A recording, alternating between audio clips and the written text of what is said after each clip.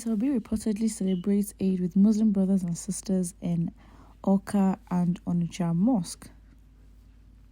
It is no longer news that all Muslims all over the world are celebrating Eid today, and this has been one of the most interesting parts that a lot of people have joined Muslim brothers and sisters irrespective of their religion.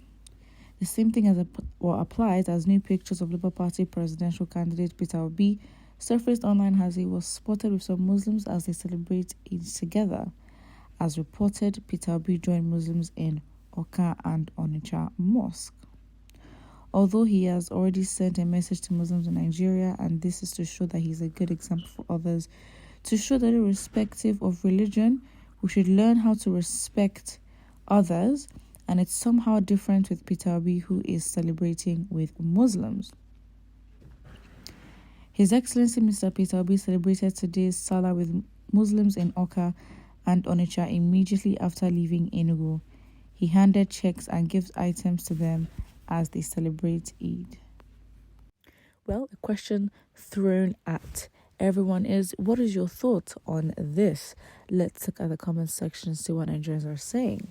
The first comment states, Peter Obi, the religious bigot, trying to deceive the Muslims, and it's the same man crying we should take our country back from the Muslims, has finally realized that religious and tribal politics can't make you president of Nigeria.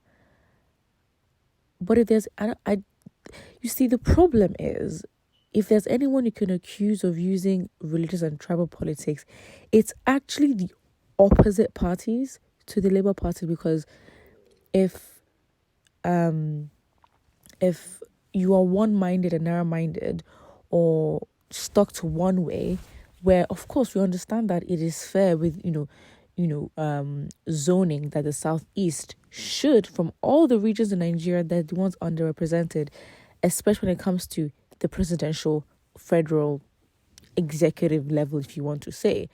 And so you contrast it with the parties, aka the APC, that has a Muslim ticket, which got a lot of resistance, because that in itself isn't representative or diverse to show at least an openness, especially realizing the context. And I think sometimes we just want to do politics without realizing the context of how the country works. We are already a divided people. I don't think it takes a political candidate highlighting that, or in fact, because we are so divided, any political candidate can use it to their advantage and play along, religious and tribal lines, and use that as strategies to get to where they want to. They have been doing it for so long. So that is not the problem. The problem right here is the fact that for the first time, I believe that because of the entrance of Labour Party and its significant stake, it acted as a contender, because the PDP, in my opinion, was basically nowhere to be found. I mean, the PDP, yes, with the structures over the years and, of course, popularity and how it's doing among the people, that's what made it perform okay. But because of the Labour Party, who has a candidate that exuded competence and actually a followership of people who thought like him and wanted the best for the country, who basically want to do the right thing and have integrity, that was a big contender, because it would have been the usual APC versus PDP. But in this case, I mean, come on. You can't deny that the elections became even more interesting with a better turnout, with more engagement, with more intentionality from the people's side. I mean, that's the best thing that you'd want, right? You can't achieve everything at once. Maybe this is the start of progress. But when you talk about tribal and political lines and, using that as a strategy, that has been manipulated and, played by your favorites for such a long time, but you're not calling them out. Very interesting.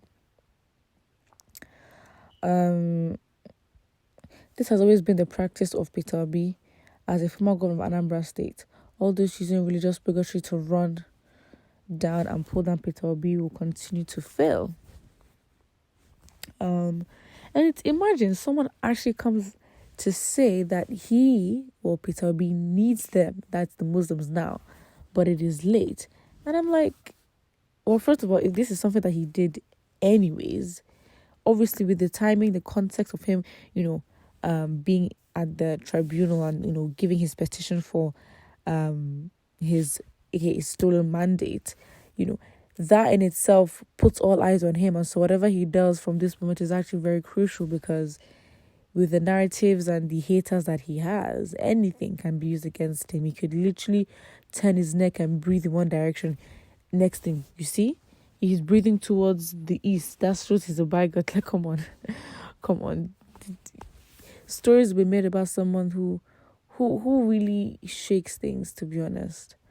And it's very fun because almost everybody are of the opinion that he's wasting his time, he's being foolish, why is he doing this, he's going to regret it. It's just all negative. And I think obviously with the Labour Party not being able to get the presidential seat, the criticisms and the I told you so's and the